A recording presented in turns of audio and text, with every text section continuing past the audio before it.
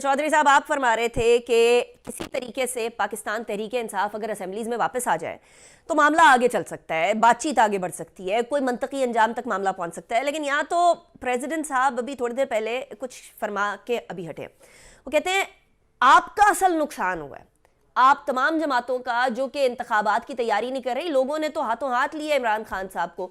और बात कुछ हद तक तो दुरुस्त नजर भी आती है ना चौधरी साहब, उन लोगों को असेंबली से बाहर जाकर ज्यादा फायदा हुआ है इन कंपैरिजन टू असेंबली में बैठने के, तो वो किस खुशी में वापस आकर असेंबली में बैठ जाए। हाँ, ये आपकी इस बात से तो इत्तेफाक करता हूँ, क्योंकि असेंबली में बैठ के इमरान खान परफॉर्म नहीं कर पा रहा था। आप कर पा रहे हैं? जी, वी आर डूइंग। अच्छा, व्हाट आर यू डूइंग?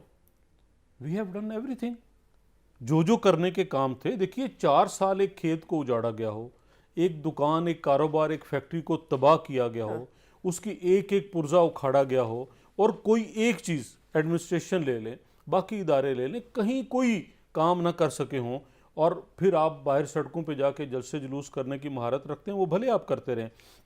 हमने क्या नहीं किया। सबसे मुश्किल उस वक्त था कि ये गवर्नमेंट बजट कैसे बनाएगी और पेश करेगी, था ना।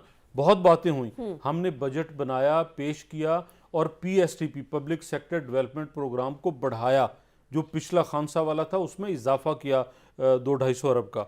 उसके बाद हम खर्चने की सलाहियत उसे रखते हैं। इस टाइम पे हमारे पास 5 अरब डॉलर है सिर्फ।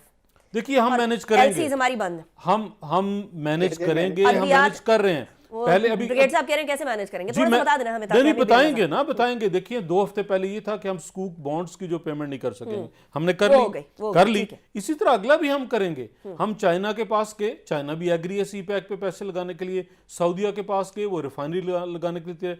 बहरीन ने बहुत आपका वो मंसूबा जो जरूरी भी है सी पैक के लिए, सखर ग्वादर रेलवे लाइन, वो बीओटी का मुआहदा कर लिया है आपके इल्म में। वो क्यों किया? शहबाज गवर्नमेंट में हो किया गया। क्या ये शरीफ चीजें अगले 2-3 महीने में ट्रांसलेट होती हुई नजर आएंगी? ऐसे ही देखें, नवंबर तक के तमाम मामला जिस तरह से मियां नवाज शरीफ ने तय किए थे, उसी तरह से शहबाज साहब परफॉर्म कर रहे हैं।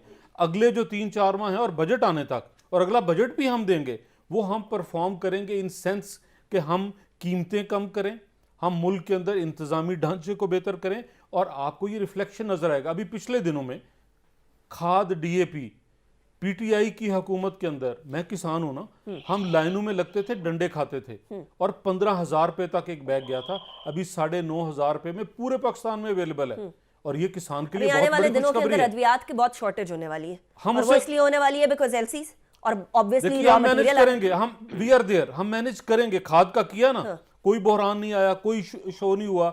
आपको करना चाहिए शो कि पाकिस्तान की 65% आबादी का इन्हिसार ज़राअत पे है, और फिर खाने के लिए अनाज, ये निकम्मे तो बाहर से मंगाते रहे गंदम, इंपोर्ट बिल बढ़ता रहा, तो हमने खाद सस्ती की। अभी आप देखिएगा कितनी बम्पर क्रॉप आती है गंदम, मुस्कुरा रहे हैं नियाज़ साहब, कितनी बम्पर क्रॉप आती है। नहीं, मुस्कुराना चाहिए ना। अच्छा, सैलाब के बाद भी बम्पर क्रॉप आएगी, दैट इज व्हाट यू से, इंशाल्लाह। ठीक है, और हमें इंपोर्ट नहीं करनी पड़ेगी, गंदम इंपोर्ट नहीं करनी पड़ेगी। चलें, ये तो इस साल की जो काश्त है हमारी, वो इतनी होगी कि हम उसे वो सरप्लस होगी हमारी इंशाल्लाह। ठीक है।